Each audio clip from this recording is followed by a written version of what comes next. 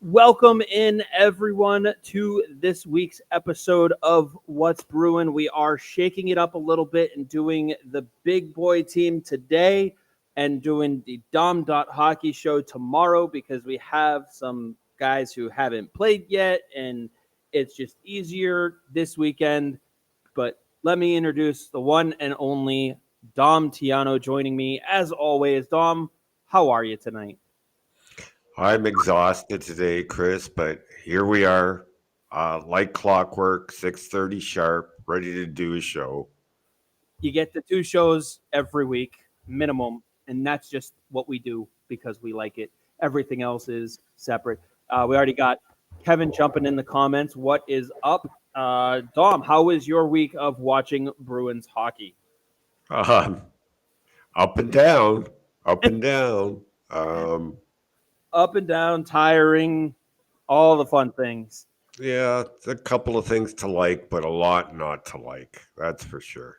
Absolutely. And I do want to echo the sentiments that Matrix is mentioning here. Dom, we were all sad to hear the loss of a family member for you. So I believe I speak for everyone watching. We all wish you and your family the best.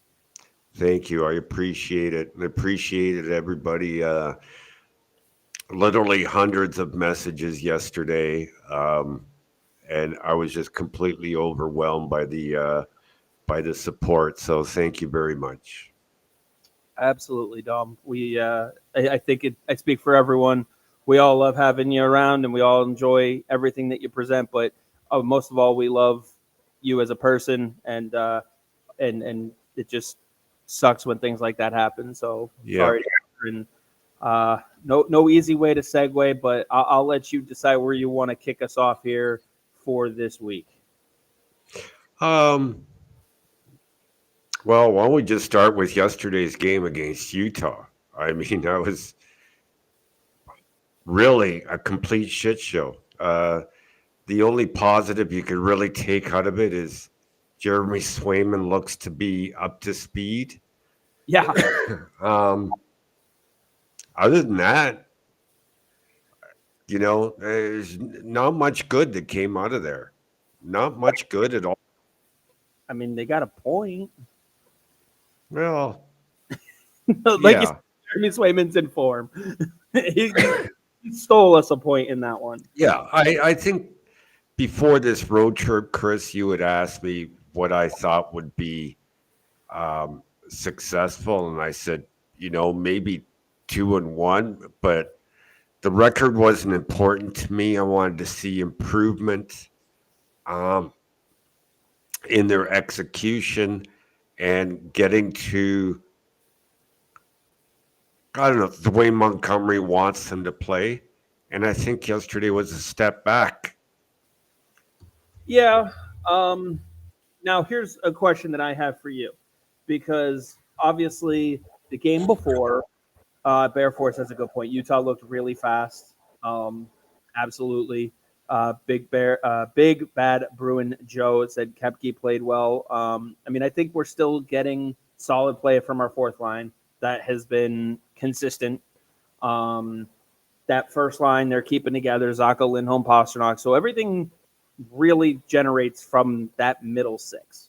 And that's where the crux of my question here for you, because last game we saw Marchand, Coyle, Brazeau, Frederick, Poitras, and Geeky, which is a line you and I have been touting for months as something they should do. However, the game before that, you saw Frederick with Coyle and Marchand, and then Tufte, Poitras, and Jones. Yeah, that third line. I mean, what Potter played 8 minutes that game? I mean, they just basically neutered him. Yeah. Um, How much of the shuffling, the blender of lines that we're getting out of Jim Montgomery, do you think contributed to a game like last night? I don't think it did at all. I think what we're finding is there is no answer from within to second line right wing unless they're willing to move Poitras there. Now, I do think that come what they'll be home Wednesday, right? They fly right after the game against I Nashville. right after, yeah, I think Wednesday or Thursday we're going to see somebody on waivers. Uh, yes. Do you have a choice, or better yet, who would be your choice on waivers um, right now would be Riley Tufte. over Max Jones? Yes. Okay. What are Uh, you seeing from? for the simple reason that Tufte's had a full camp Mhm. and Jones did not. So you don't take the contract into consideration at all. No. Jones has the full $1 million cap hit. No, because I think the intention is to get Tyler Johnson signed, and he's going to come at a league minimum. So that's the same contract as Tufte. When, obviously, you being the cap guy on a daily basis, if they were to waive Tufte on Thursday, because that's if well, no, they'd be able to waive him on Wednesday, right? Because that's the day Mhm. after the game, and they could put him on waivers and fly him back. When would they have enough accumulated cap space to sign Johnson to a league minimum deal? 24 hours later. So once he clears, they will have enough. Yeah. Okay. So I think that kind of can help put some of the Johnson questions to bed. Right now, it's just the roster spot that's holding him up. And it's deciding between basically Tufte, Jones, Brazeau kind of. I mean, I think Brazeau's done enough to stick around. I'm just saying it's the pick two of the following 3 or 4 guys. And it really comes down to Tufte or Jones. And Yeah, they're not touching the defense. no. They're just not. Yeah, and Bear Force is mentioning Tyler Johnson as well. Johnson should be signed. Try him at right wing. He could help the power play as well. Now, Correct. I'm in agreement with you wholeheartedly that Johnson is the one that's coming in, and I don't want to say he's the solution, but I guess my question is he going to be the right wing on the second line, or would you put Poitras up there and have Johnson be your third line centerman? I would try both. Try both. Yeah, you have to try both because you need both lines to go. And right now, you're barely getting anything out of the second line, and you're getting absolutely nothing out of the third. I mean that Jones, Patra, Tufte trio Was brutal. 2 games ago was absolutely brutal, just brutal. I know a lot of people. I mentioned that particular lineup, that game. I liked the fact that they were willing to try Marchand, Coyle, Frederick. What did you think of that line before I dive into the other trio there? I liked it better than it has been. Um, Still, we didn't get enough out of them. But it was their first game together, so like anything, it would need time. I agree. I wouldn't mind seeing it a little bit more. I know a lot of people looked at that Tufte, Poitras, Jones line very cockeyed going into the game, kind of going, what the hell are they doing to this kid? He needs NHLers next to him. But and tell me what your thoughts were. My thought was they're looking at Poitras as a line driver, as someone who's been consistent driving a line, and they wanted to see what could these two guys do with a guy like Poitras as their centerman. I think there's some truth behind that, but I think they were also trying to send a message to Geeky and Brazeau Oh, absolutely. that they need more. The team needs more. They need more from everybody in the lineup except the fourth line. Yeah, pretty much. I mean, the fourth line has been outstanding. I am not touching that until it starts to cool down on its own, and that's even kind of depending on what happens there.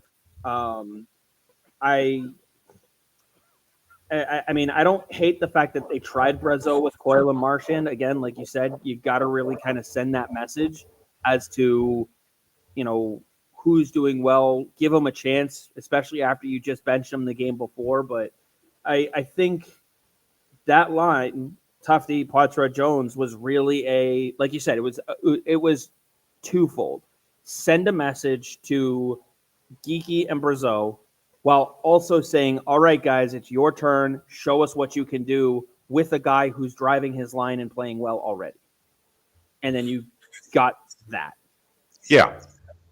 Yeah. At least with Jones, when he gets up to speed, and he's not up to speed, he's not.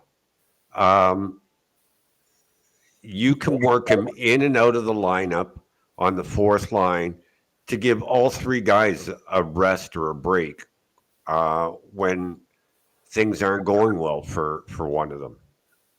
Yeah, and kind of shake things up. Kevin jumps in, says Johnson will give you more balance to the lineup. He scored 17 goals last year on a terrible Hawks team. He still has gas in the tank for sure. This is also a guy who's fighting basically to revitalize his career. So he's going to give you everything he has night in, night out. I'm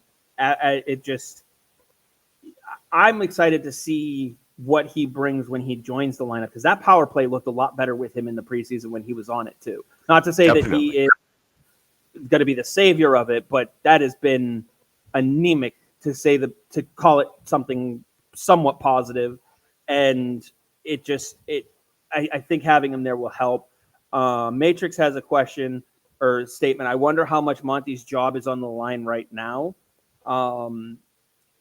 Right now, at least in my opinion, I don't think his seat is overly hot because they're only 6 games in. They're in second place. I don't even think it's I don't think it's even lukewarm. Because they knew it was going to take time for this team to come together. Yeah, and Bearforce says maybe they give it till U.S. Thanksgiving if no improvement. I don't even know if there's really a timeline on it. I think internally they all know that they don't have the solution on the roster right now, and they don't have it in the system for right now. Yes, I'm including Fabian Lysell in that. So they really want to see what happens when they can get Jones into the mix. David asks, are you concerned about Poitras skating? No. I don't know why you would be. So Michael says Pasternak's play has been painful to watch. He needs to make stronger plays. Too many flybys, blind passes, turnovers. Nowhere near earning that contract at $11 million, positively impacting the game nightly. Yeah, David Pastrnak is not playing like David Pastrnak. While I mean that penalty in OT, and yes, it was a penalty. You don't turn to go the other way with the stick basically behind you. It was a trip, 100%. Now it didn't cost them; they killed it, but for all intents and purposes, it was still on the man advantage. But it took you out of the game for 2 minutes. Took you out of the game for 2 minutes at a 5-minute game. Just absolutely brutal penalty to take. David clarifies the question about Poitras skating. He says he skates leaning over. So does Mitch Marner. And Mitch Marner gets you 100 points a season. Yeah, and I will say, because we were talking about Pastrnak before, even though he's not playing to his abilities, he still has 5 points in 6 games. Lindholm has 5 points in the same 6 games. So, like, the first line, even though they're not performing up to speed and up to par, they're still putting points on the board, which is a good sign. But 5-on-5, they're doing nothing. Yeah, I'm trying to look at the positives. You got to win. You got to win hockey games on 5-on-5. I want to go back to Poitras skating because one of the things I said almost immediately after the Bruins drafted him is people are going to think skating's an issue because he skates a lot like Mitch Marner. I don't believe skating's an issue with Potter, just like I don't believe face-offs are. We talked at length about uh, technically he's an excellent face-off guy. He was almost 58% in the OHL, and all he needed to do is add strength. What's his face-off percentage at this year compared to last year? I wish I had looked it up, but I will pull I it up bet right you now. it's better. Matthew Poitras. I've got it pulled up right now. This year, his face-off percentage is 81.3%. He's won 13 face-offs and he's lost 3. And what did I tell you all last season about his face-offs? Real quick to note, that is according to Hockey Reference through the first 4 games of the season. Just to put that out there, because I know he's taken more face-offs since then. But yeah, no, to your point, he was going to get better at it. The numbers were going to come around. David says he gets knocked down a lot. Should I remind David that they play the game on ice? I saw Charlie McAvoy gets knocked down a lot.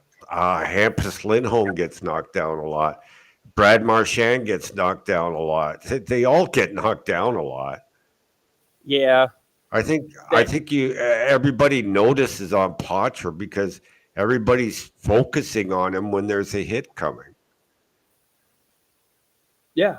That's 100% it. And he's easy to see because he's in the play. Mm-hmm. He's in the play. So you find him easily and he's there. So like he's going to stick out. When he falls down, it's going to be a thing that you notice. McAvoy is a wide tracker. I'm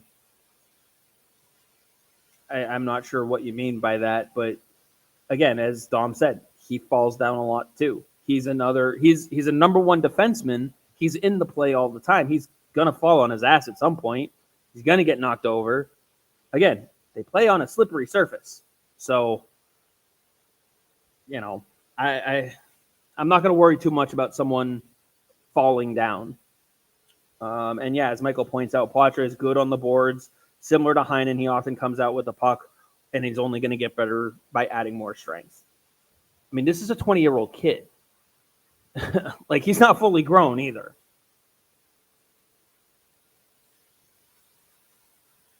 Yeah, I got no worries about Matthew Poitras. He'll get there. I will tell you this: of all the forwards, excluding the fourth line,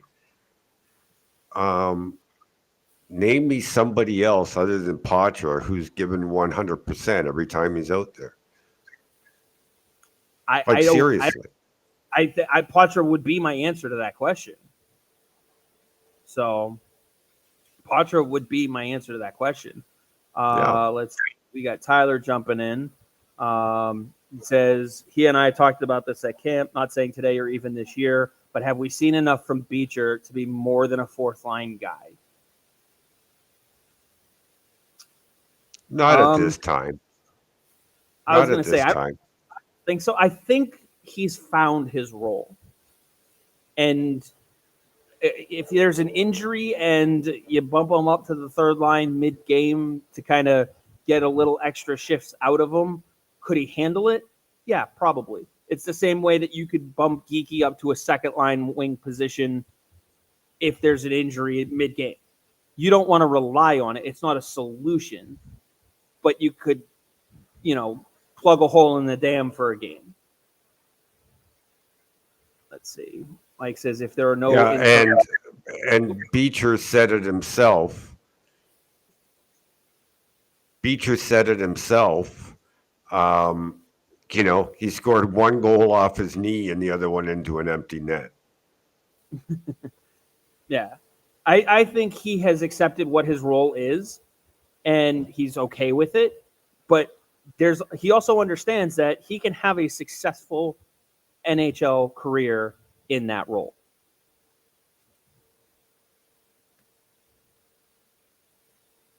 Yeah. I mean, there's nothing wrong with being a fourth liner. You're still an NHL player.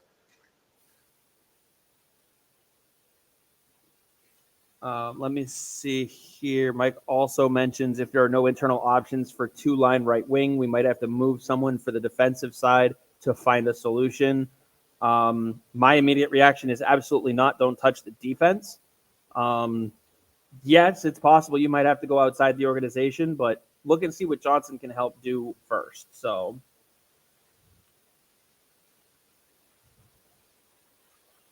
Yeah. I mean, they need to do something.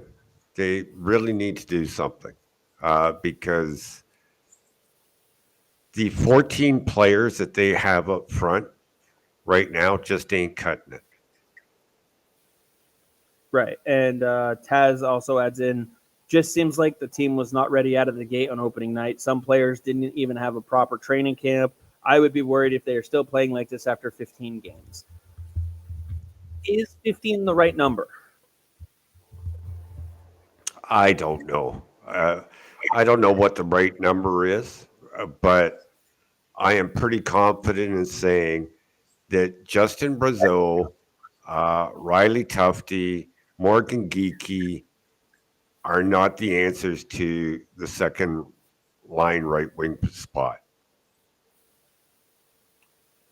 I think the team is coming around to that. And you mentioned that on Wednesday when they don't have a game, that's when you think you see someone put on waivers. I strongly believe so. Yeah. Oh, we'll jot that down and we'll see if we get someone put on waivers on the Wednesday after the Nashville game. I think the timing fits to send someone down to Providence, especially after their slow start as well. Maybe you can revitalize some of what's going on down there, which we'll talk a little bit more about tonight. But I know a lot more Providence conversation for tomorrow. Let's see. Kevin says one of the most beloved Boston Bruins players of recent time was a fourth liner, Sean Thornton. And Bruins fans act like the world is ending if a fourth liner is traded. So Beecher on the fourth is good. Uh, then Bear Force asks if you think, Absolutely, Kevin. Absolutely. gotta love Sean Thornton though. I mean, even though he's working for the Florida Panthers, but still a good guy over there. So, Dom, Bear Force wants to know: do you think the Bees could get someone like Alex Tuck or Kempe if they were ever available? I don't believe Tuck will ever be available. Um, I don't know. It's like too soon to be discussing trades because we don't know what this team is yet. Yeah, and a lot of teams are in the same situation. I mean, if you just look at even the standings in the Atlantic, you've got Tampa, Toronto, and Ottawa all at 6 points. So technically, they're all in third. So like none of them are going to know whether or not they're looking to buy or sell or any of that. Um, Montreal and Buffalo are right behind them by a point, and Detroit is only 2 points back from that as well. So like everybody is still a 2 game winning streak away from first place practically. So it just right now teams are trying to figure out what they have based on internal options. Now, here's my question for you. Let's assume a waiver transaction takes place on Wednesday. Are you immediately trying to sign Tyler Johnson, or would you try, because I know a lot of Bruins fans are pushing for this, would you try to call someone up from Providence to see if they can help with an internal spark based off of someone they already have signed?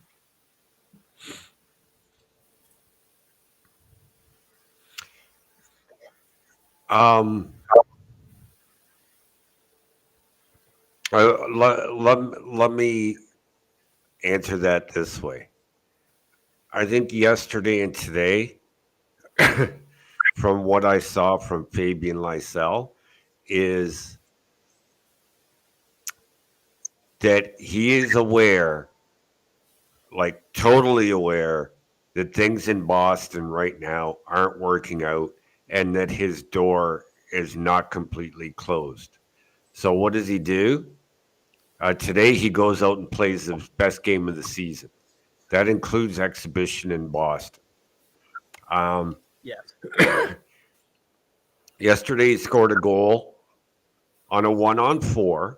The game before he did the 1-on-4 twice and got beaten, but this time it paid off for him.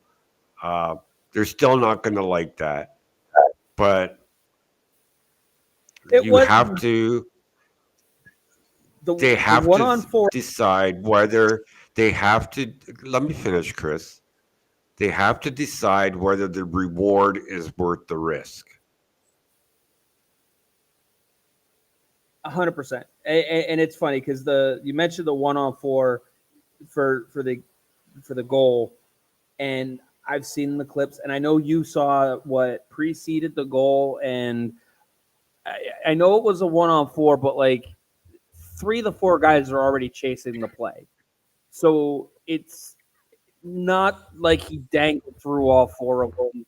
No, I but don't he was wrong. still 1-on-4 with Merkulov wide open on the far boards standing at the blue line waiting for a pass, and Lettieri waiting at the blue line on the boards with nobody near him waiting for a pass. But Lysell took it upon himself and went all the way with it.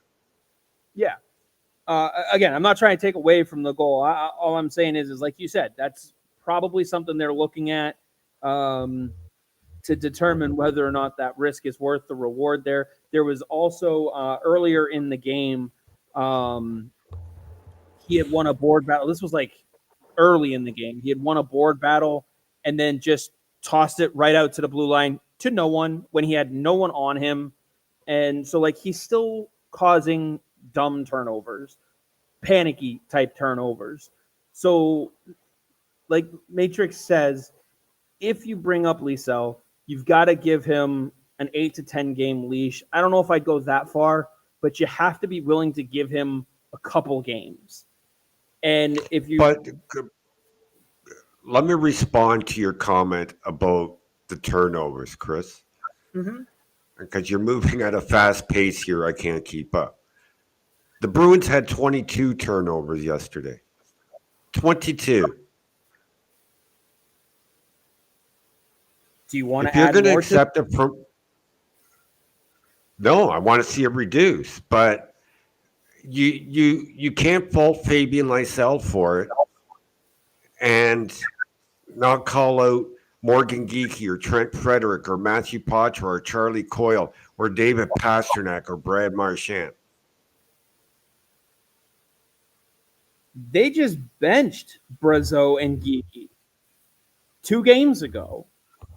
They're not trying to accept it from these guys, and there's only so much they can do to shake things up.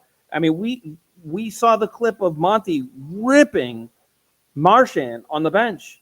Like, they're not satisfied with what they're getting. So I don't think they're looking at bringing up someone who is going to cause more turnovers when the guys that you already have, NHL guys who are ready and established, like you said, Coyle, Marchand, Zaka, Lindholm, McAvoy, Lindholm, if they're already turning the puck over, why are you going to bring someone else up who's going to look at that and go, well, they're doing it, so I'm just going to keep taking the same risks?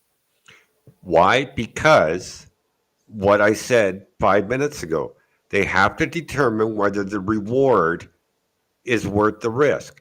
So is Fabian Lysell, who let's say get put on that second line right wing spot, and the trio clicks, and they're good for a couple of points a game. Um, is that reward worth an extra turnover or 2 from Fabian Lysell?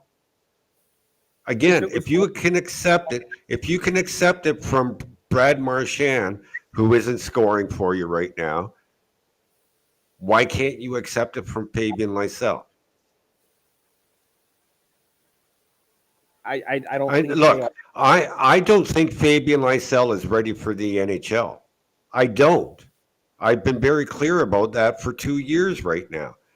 But he may be the best solution that we've got. I'm trying to make the point to you that an extra turnover or two is not important if the line is contributing 2 or 3 points a game.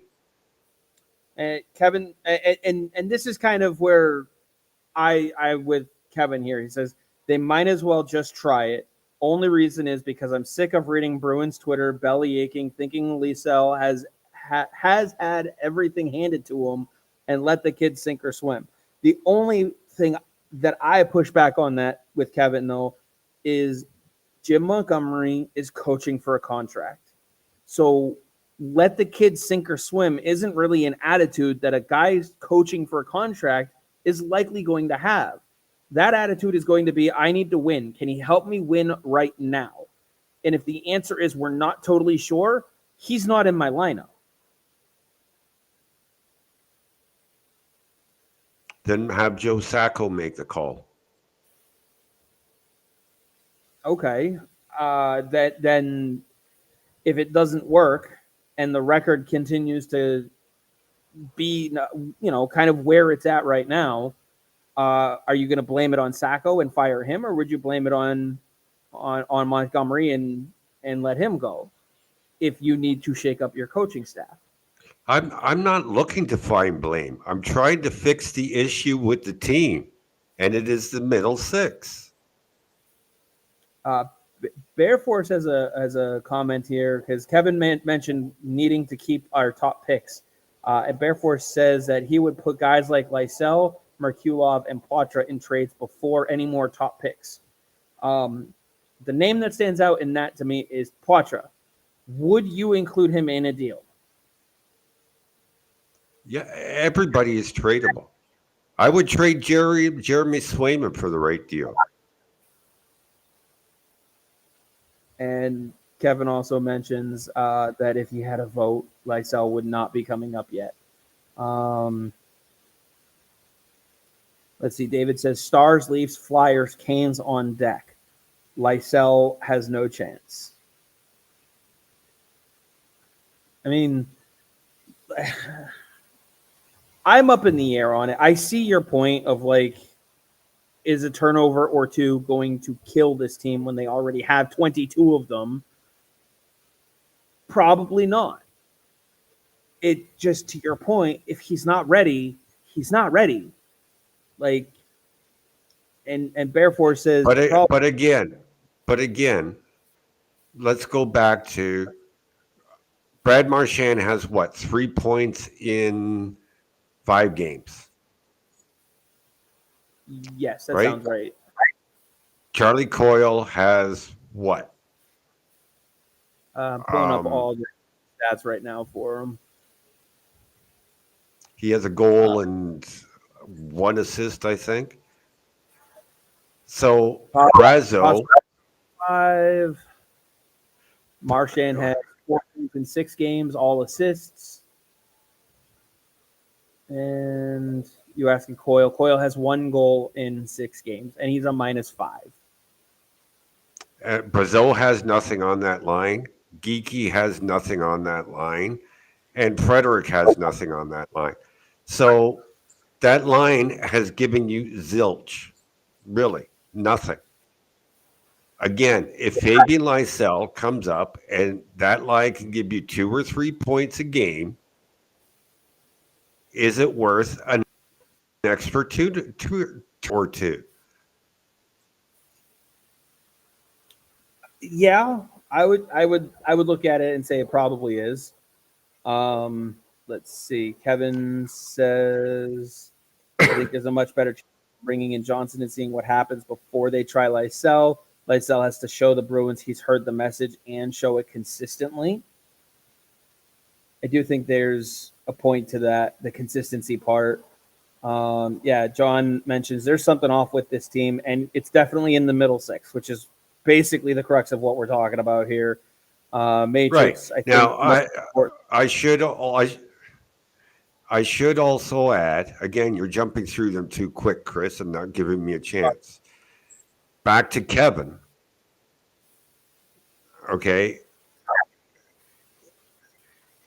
maybe I'm making my argument incorrectly, Kevin. So let's say Lysell comes in.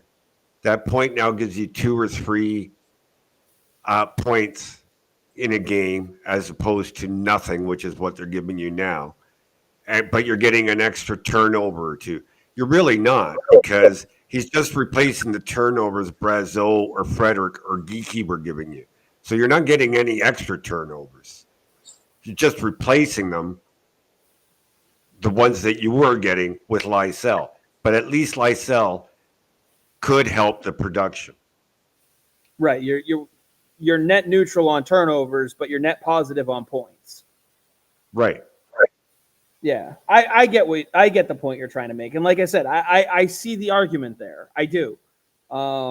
Matrix says, I think most importantly right now is getting Tyler Johnson signed. He could be the guy that gets that second line going with a ton of experience and the trustworthiness for Marchand and Coyle. I'm glad he mentioned that that comment. Do you have any belief that Marchand's comments hurt a guy like Fabian Lysell's chance to make that second line out of camp? No, what it makes me think is that was what they were going to do from the beginning, and Marchand knew it. I think it was just a different form of trying to send the player a message, like, "Hey, you've got to step it up if you want to make this club." That was my interpretation of it. I don't think Marchand has any say, to the degree that people are making it out, that he has a say in who's on his line.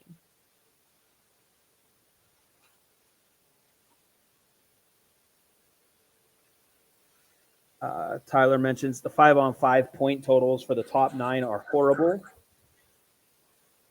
David adds in that Trent Frederick's a -7. Frederick has looked the best on that line. Granted, nobody's looked great. Freddie's the one that's looked the best so far. I would like to see that have another shot in Nashville. I wouldn't be surprised if we saw the same or saw Poitras with Geeky and Brazeau with Marchand, Coyle, Frederick in Nashville.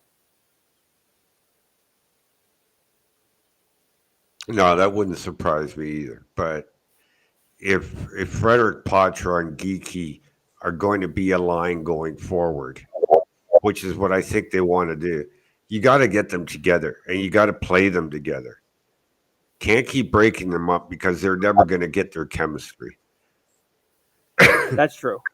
I think the lineup that we see against Nashville is going to determine, or is going to help us figure out kind of where they're at. Is it going to be Frederick, Poitras, Geeky, and they're just looking at that second line right wing as the problem, or are they going to try and shift a few things around and they see Poitras as the solution up there? Let's see. Michael says, I think it's worth giving Lysell 6 to 8 games straight to see what he's got. I don't know if there's a magic number. I want to throw that out there. Dom, do you have an idea of how long, if you go with Lysell, you would give him? No, there's no magic number. And then David adds, sink or swim with the roster you have, lower expectations, hopefully make a wild card and go win the cup. Yeah, right. Yeah. Let's see. Edit. I don't know if that's their name or if it's just redacted for some reason. They said trade Geeky for Mantha. With how Geeky's playing, I'm not sure anybody would want to trade for him. I think you try to get him going on that third line.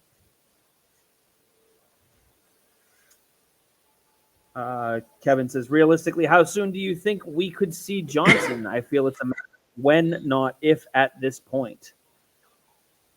Well, if Tufte is waived Wednesday, like I suspect, then 24 hours later, so Thursday afternoon, they'll have the cap space to sign him. I was going to say, I would put it in under a week at this point. Based off of how this road trip has gone, I would say if we're going to realistically see Johnson, I think it's in less than a week. Well, I think all signs are there. He's still practicing at Warriors, so yeah. Oh no, absolutely. He's been practicing with the team, and they've made it clear they want him in this group of guys, and I think he could help, even just in the locker room too. So let's not forget the guy does have 2 cups to his name. Shaz adds in one of my biggest issues with Montgomery is the consistent line juggling and not giving guys time to mesh. Well, he doesn't have much of a choice right now. Like when things aren't going your way, the only adjustment you can make in the game is to change the lines. So Oh, he doesn't absolutely, have much of a choice. absolutely. Um, it's really the only ammunition he has, and I'm sure if they were in a different position of trying to compete for a cup versus um, kind of building to the next stage, they would probably be making a lot more transactions with Providence and cycling guys in. But this is a team that they've made it clear they want to try to win the Stanley Cup. And so they're going to work within what they have.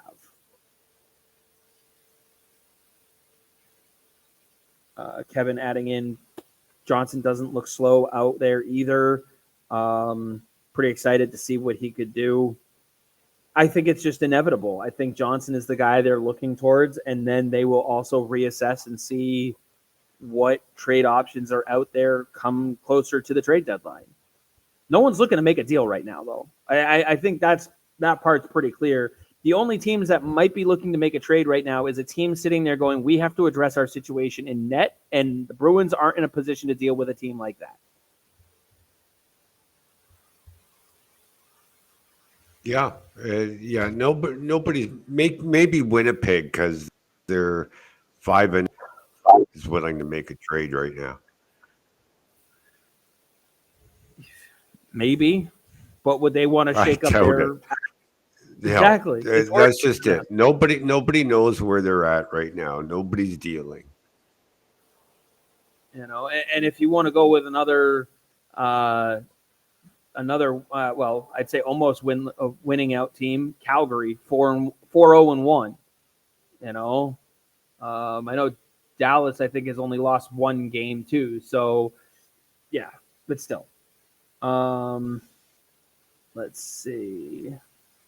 Someone again edited. I don't know if that's the name of the person who's writing this in or if it's just somehow redacted. They said they need to try Marchand, Lindholm, Pasternak, and Zaka Poitras Geeky to see if that works. See, the issue I have with that is Zaka, Lindholm, Pasternak is still producing. Again, issues 5-on-5, but they are all getting their points. So why are you going to break up a line that is continually forming chemistry night in and night out? If that's the line you want it to be anyway, why break them up? Yeah, right now, the like I said way at the beginning of the show, the fourth line and the first line are the only lines I'm not touching right now.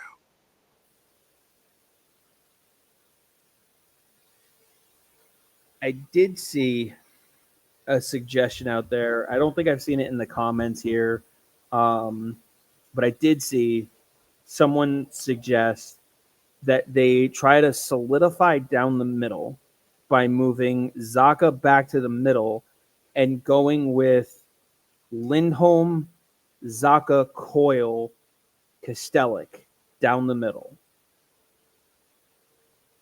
Moving Poitras to a wing. I don't think that's a solution they're looking at, but I wanted to get your thoughts. I didn't know if you had seen that out there and what I your didn't thoughts. see it, but again, I've already answered that. I'm not changing the first and fourth line. That's my opinion. The fourth line is their best line right now, so why would I change it? The first line is their second best line that is starting to build some much needed chemistry. So why would I change that? Yeah, I gotcha. I didn't like the idea when I saw it, so I agree with you there. Those are the two lines that I'm not touching. Edited also adds in Martian and Lindholm might get some chemistry since he's similar to Bergeron. Um, I don't know. I mean, at that point, if you're going to make that argument, why not do Martian, Lindholm, Pasternak, and try and recreate a stacked first line? If that's your argument. I'm not saying I agree with the argument. I'm saying if that's the argument you're going to make, that's how I would go about that line and go with try and do something with Zacha, Coyle, and now you're still having a problem on that right wing. So it doesn't, it just, you're moving deck chairs on the Titanic.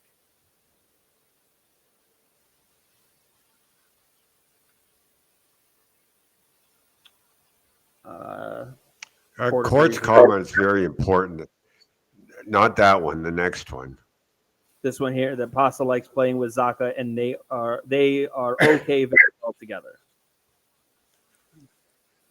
They play very well together. He's got to be on his phone. Autocorrect. Yes, that's what it is. He's on his phone. Autocorrect to it. Matrix asked, what is Elias Lindholm's face-off percentage? 59.4 right now. He has won 38 face-offs and lost 36. And this is off of the 6-game sample. Give more ice time to the fourth, lessen Marchand's and Coyle's. Maybe Frederick Poitras Coyle line. I'm not moving Coyle out of the center spot. I'm not doing that. Yeah, me either. And what's going on X? Just jumping in. Dave, thank you for joining. Do you foresee changes with the roster when the team comes home? That's you're jumping in at the right time of the conversation. Dom and I were just talking about it. Dom is saying circle when they get home from Nashville for a possible waiver move, and then 24 hours later, possibly signing Tyler Johnson.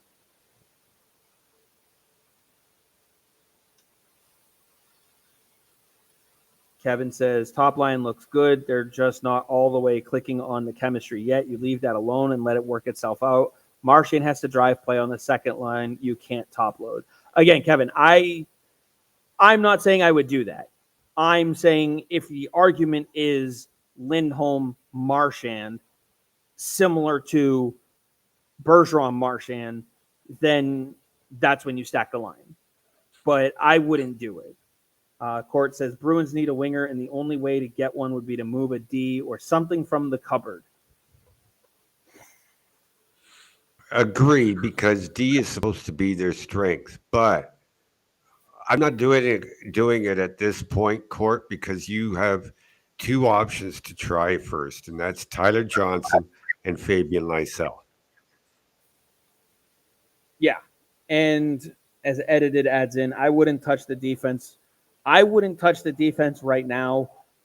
If you try, like you said, your other two options, Tyler Johnson and Fabian Lysell, and you are still cycling through this kind of problem, well, then I think you'll start to see a set lineup in the forward group. You would start to see someone come up from Providence on defense to see if someone on defense is movable, i.e., maybe they bring up a guy like Sweezy. You have 8D on the roster for a little bit and see, can he replace something that Peak is giving you? And now Peak is expendable and you can try and trade him. Or trade Sweezy.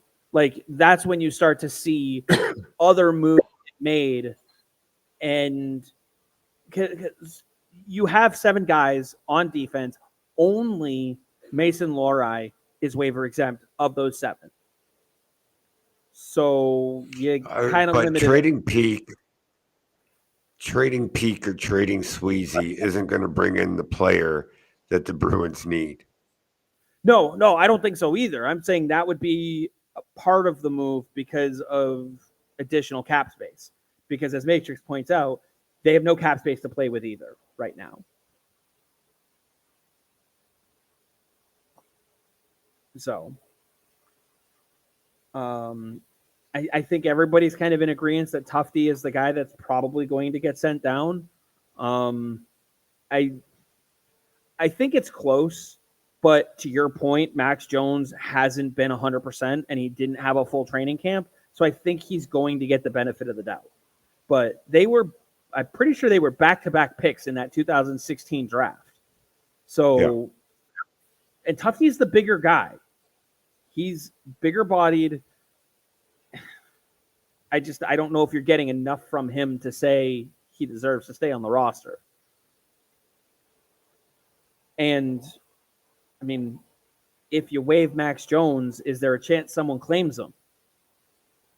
And now you're relieved of, you'd be relieved of the full $1 million cap hit anyway, but now you're relieved of having him in your system and someone else has taken him on.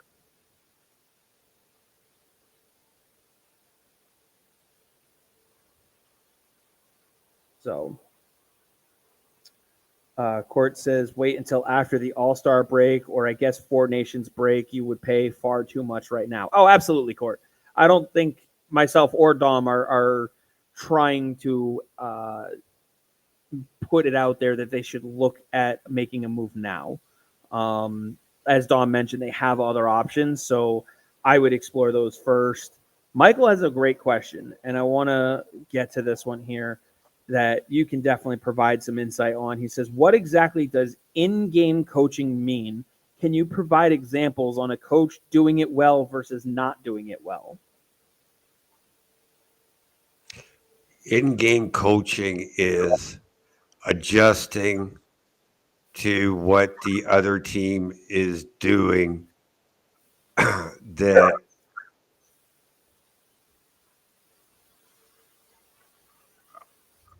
has adjusted to that game. I guess a good example is go back 2 years ago, Florida, Boston in the playoffs, where Paul Maurice with Florida did a whole bunch of adjusting for Florida to come back against the Bruins, where Jim Montgomery didn't counter those adjustments and make in-game adjustments to what Florida was doing, and therefore cost them the series. Yeah, I think you see a lot. I think it's more evident when you see it in the playoffs over the course of a 7-game series. I think there's a really good clip too in that Amazon series with Paul Maurice behind the bench against the Bruins, where he's telling them, I think, Dom, you and I had talked about that clip before. He's basically saying, don't do anything fancy, just keep hitting them, wearing them down. It was, I think, game 3 or something like that. And he's basically telling them to shift from what they were doing, trying to get fancy and make plays and all this other stuff, to just beating the shit out of the D. Pounding the D, because that's how you're going to win game 7. Exactly. So in that instance, he knew that it was a close series and that what they were doing in the moment in that game needed a shift because he had to look at the whole series. So, yeah, exactly. As Big Bad Bruin Joe says, pound their D. Absolutely. Matrix mentions that Tuffy is slow as death. And Edited says that I want to see Jones get more looks throughout his discipline because sitting him isn't helping. I want to get back to the discipline part, but I do want to bring up Court's comment about Bruce Cassidy. He says Butch was a big adjustments guy during series after learning a lesson against Ottawa. And then Shaz mentions you just look at yesterday. You just look at yesterday's game as well. Montgomery made no adjustments, none. That could be the thing that if I'm upper management, I look at and I go, that's why I'm not looking to bring him back, because he doesn't make in-game adjustments as well as other coaches. Let me see where. Oh, it was the Jones discipline issues. How worried are you about this team with penalties? Right now, you've got Zadorov leading the team with 19 penalty minutes and McAvoy right behind him with 10. And then everybody else is still in single digits. Um,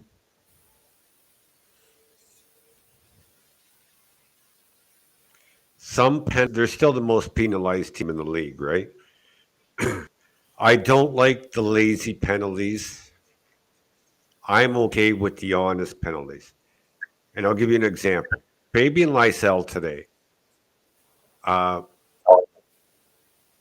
excellent game, played an excellent game. There's a play in period, I believe it was. You watched the game, so correct me if I'm wrong. He got smacked along the boards where his head hit the glass, and he went at the player and got a penalty. I'm okay with that penalty because Fabian Lysell needs to do that. I'm okay with Matthew Potter. I'm okay with any player reacting like that. A penalty like the one um, David Pasternak took in overtime last night, or the two that Riley Tufte took in the offensive zone 2 games ago. Those are lazy penalties. I'm not good with those. So while they have to have discipline, but it has to be discipline on those lazy penalties that they're taking, because some penalties are necessary, I believe. Yeah, and some of them are going to happen too, because as we've talked about, refs don't get everything correct all the time just based on the angle that they see. So you're going to get penalties. Some of them are going to be, you know, less quality than others. Some of them are going to be non-existent but still called. So you're going to get some. Zadorov has had a few that I would sit there and Zadorov's good for one a game. You should expect that. Some of that is his size working against him. Officials are going to look at him to do something questionable and call it. It is what it is. Are all of them going to be real penalties that should be called? No. But to your point, when a guy like Zaka goes in on a fighting major because Pasternak gets jammed in on the boards on a hit to the back, that's going to happen, and I'm okay with I'll that take penalty. that penalty I take that penalty every time. Every Absolutely. time. Absolutely. And those are 5 of 9 minutes for Pavel Zaka in the box right now. So that means he's taken 2 other penalties all season. So, fine. Court adds in, Monty frustrates me like Keefe did in Toronto, seeing an issue, hoping it works itself out.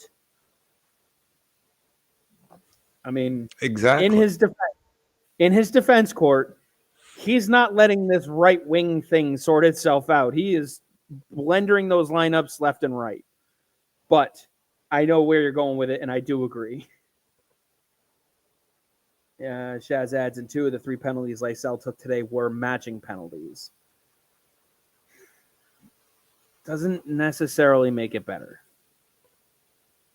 No, but they were good. I think the penalties were good penalties. Just because they were matching didn't mean he didn't initiate or react to a play, which is what you want to see. Yeah, especially from a guy like Lysell. And I Yeah. think today, as you put it, was his best game so far. He was super engaged, and I do think that had to do with some of the line mates that he was with. Today he was with, I'm trying to remember off the top of my head, but I want to say he was with Duran. Right. And Was it Letary? Letary. Yeah, it was Letary. Yeah. So let's see. David says, stop all the giveaways, stop bad penalties. Bruins will be fine. Easier said than done. Edited adds in, he does mix and match the lines, talking about Montgomery during the game, which I like because Cassidy never moved around the lines mid-game. Let's see. Shaz said that he was with Duran and Patrick Brown. I thought it was Letary. Or yeah, it was Brown. No, it was Brown. It was Brown. Brown Oh, was that's yeah. Brown was, but you know, when you're playing with those two guys, you better be working your ass off. As I say, he had his motor going, and I think a lot of it had to do with playing with Brown and Duran. Like, Especially Duran. When I saw the lineup, I thought, oh, good. Duran and Lysell, this ought to be good. and it worked. It worked out well, and he had the best game of Yep. his so far, and it sucks that they don't play again for another week because I really want to see how this drive how he pushes. I think, as you mentioned, he knows what's going on up in Boston. He knows that there's no internal solution, and I want to see him push to force their hand to say, "Hey, before you sign Johnson, give me a shot." So, Michaels adds in, Kostelic is a good player, has upside. That's one way to put it. 5 points in 6 games, centering that third line, or the fourth line, rather. I mean, that line has been the best line. As Matrix says, Kostelic is a madman. Actually, one thing I do want to pull up now that we're talking about Kostelic is his face-off percentage is at 61.9%. So he's definitely helping our face-off numbers this year. Let's see. Yeah, Matrix face-offs are not an issue with this team. If only we had Kostelic for the top 6. He is doing perfect. I don't want to break up that we're even double shift the guys, honestly. Matrix asks, what's your thoughts on the defense? They look really out of sync. A lot of turnovers, definitely not playing to their full potential. Michael adds in, I think Lohrei can benefit from sitting every few games and let Wotherspoon draw in. I will let you respond to that, those thoughts on the defense. Yeah,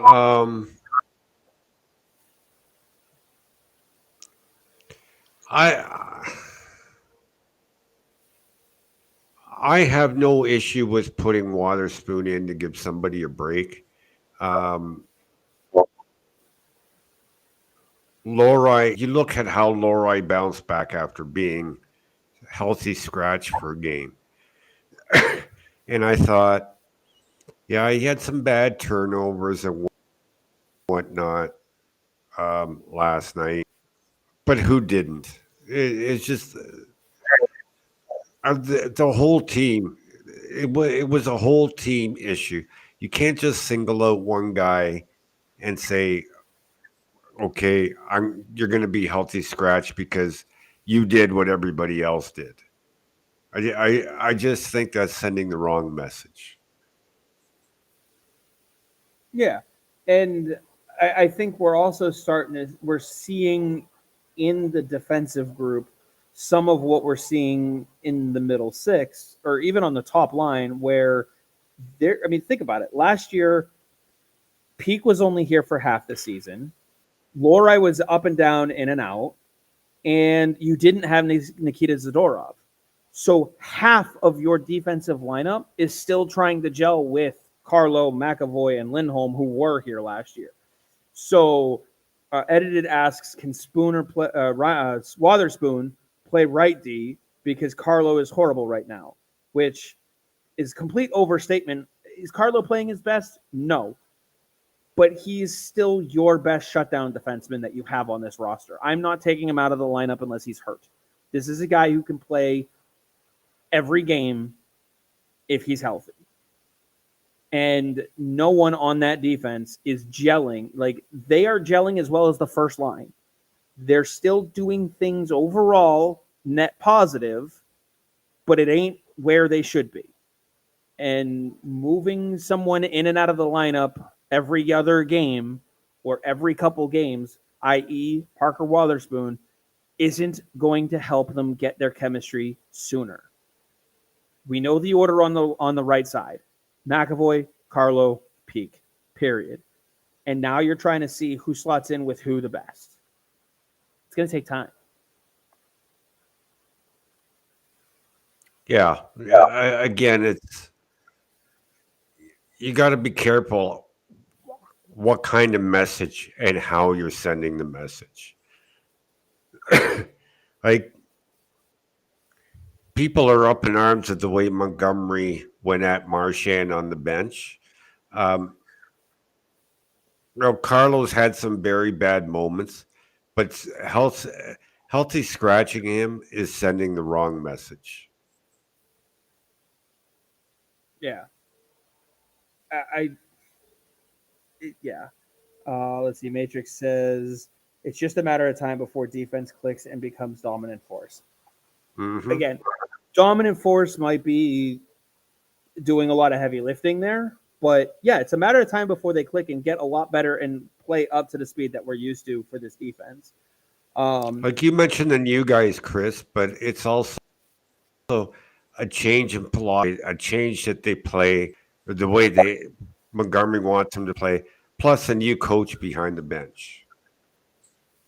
So everybody's new in this. Right. And as Kevin said, I don't think Carlos looked bad enough to the point where anyone should think putting in Wotherspoon over him is a good idea.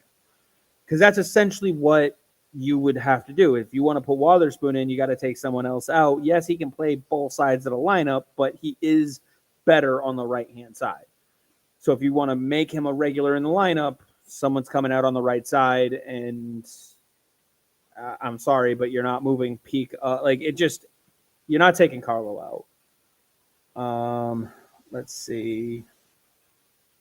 Court says, I love the way Monty went at Marchand, which you were just talking about. So do I. I think Marchand is the captain of this team. He's been around long enough, and Marchand knows deep down inside that it wasn't a message directed at him. It was a message directed at the team. And I think people are blowing out of proportion because it was Marchand. But sure, Marchand had just made a dumb play, but the whole team has been doing it all night. And that's how you send a message to the team. You go after the guy, which is Brad Marchand, and you call him out like that. And you're sending the message to all 18 guys, not just Brad Marchand. Oh, absolutely. Absolutely. Let's see. Matriclips. It says Coyle is so frustrating. In his last 39 regular season games, he's minus 19 since February. He doesn't battle like he used to. Have you seen a difference in the way Charlie Coyle is battling for pucks?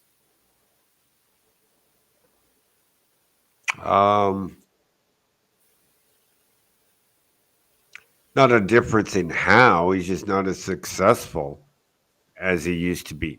Why? I don't know.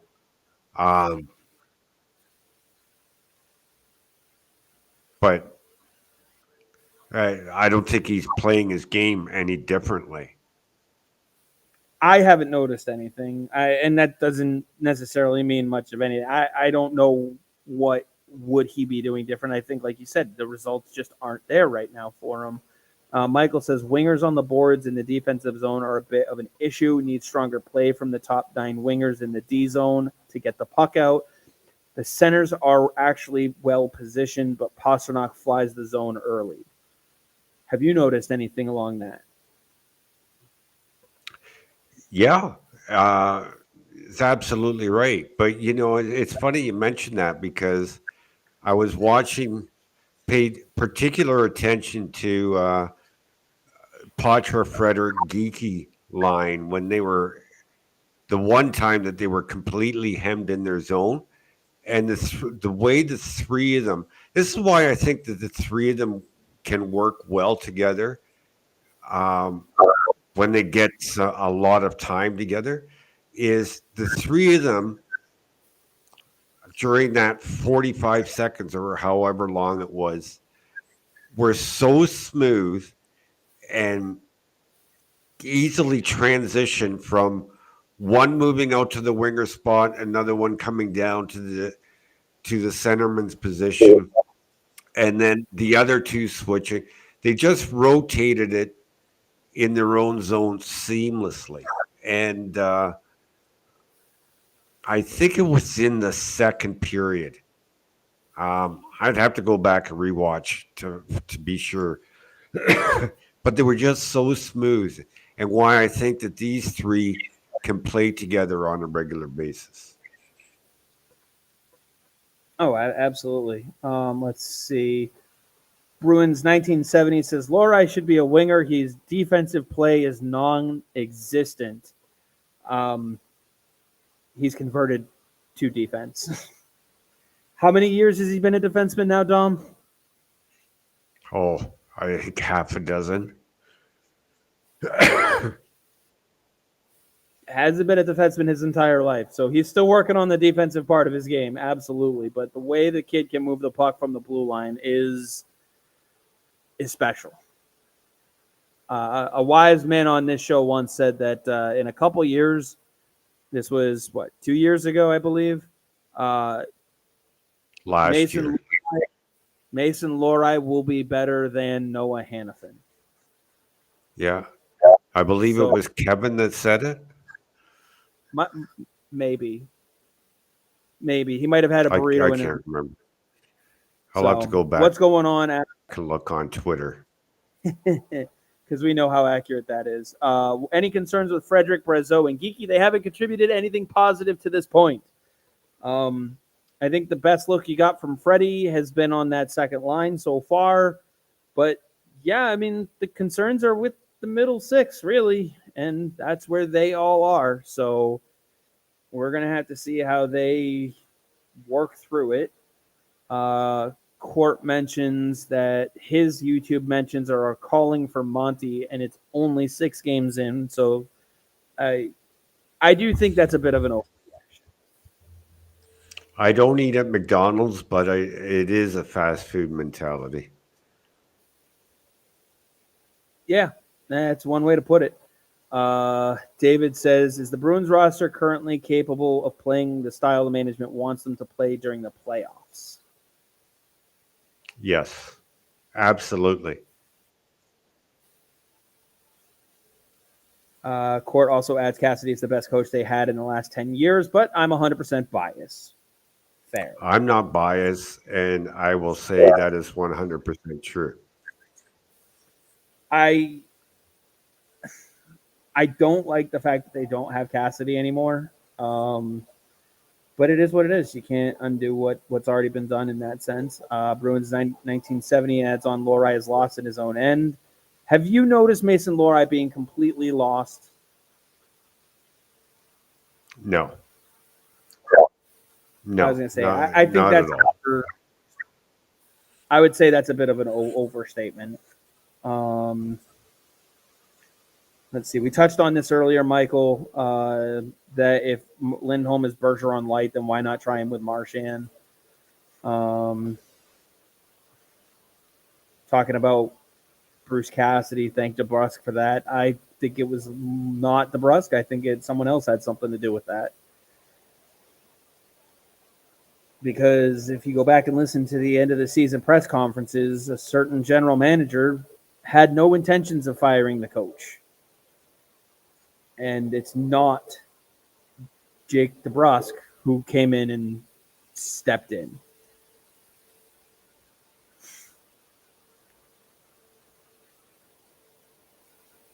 I will let Court's comment speak for himself.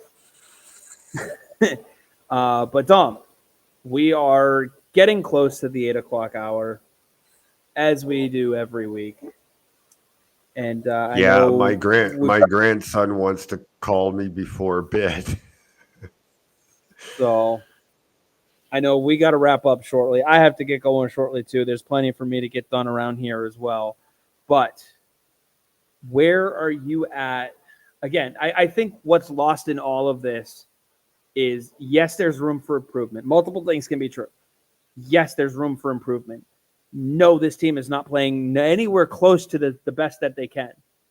They're also only in second place. And the only team that they have lost to in regulation has been the defending champion Panthers. So there are good things that are going for this team right now. Let's see. Yes, Court also has to go to bed. I mean, we have to adults. Yes, we have to go to bed. Michael asks for a prediction against Nashville, which I know you probably don't want to do a prediction, but I will ask you. I'm pulling up the rest of the schedule because we got Nashville. We will be doing an episode tomorrow, but going over all the prospects. So looking forward to that. And then Tuesday they play Nashville. Thursday at home against Dallas. Saturday, Toronto comes to town.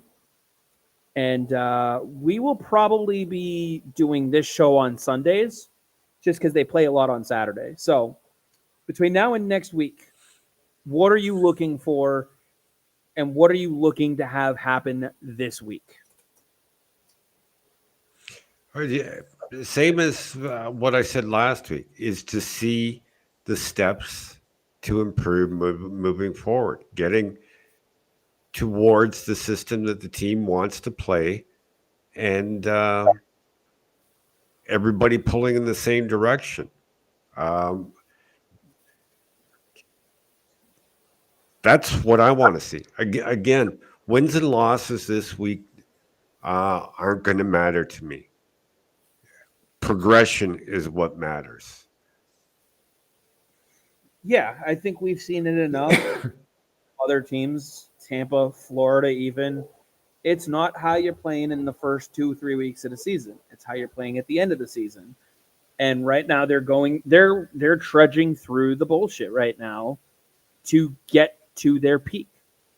And if they were peaking right now, I'd be worried. And that's why, if as edited mentions, he says, if we lose to Nashville, I'm going to not watch for a week because that would be beyond embarrassing. No, I think if you lose to Nashville, it would actually be very understandable because Nashville is an extremely talented team.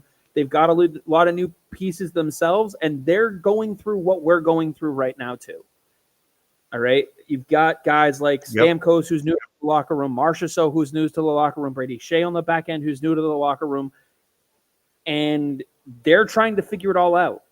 So they're doing exactly what we're doing. I'm not surprised that they've come out slow. The team that I'm more surprised that's come out slow, honestly, has been Edmonton. But we saw how they did last year to start the season, and it didn't matter. So I'm not that worried about them. So, with that, any final thoughts here before we let the folks go? No, I just try and be patient, guys. This losing it and going off the deep end after every loss. There's going to be losses through an 82 game schedule. Just relax. Let them build their game and let them get to where they want to be. There's much more important things in life than losing it over a hockey game. Very, very well said. And with that, go and have that conversation with your grandson. Family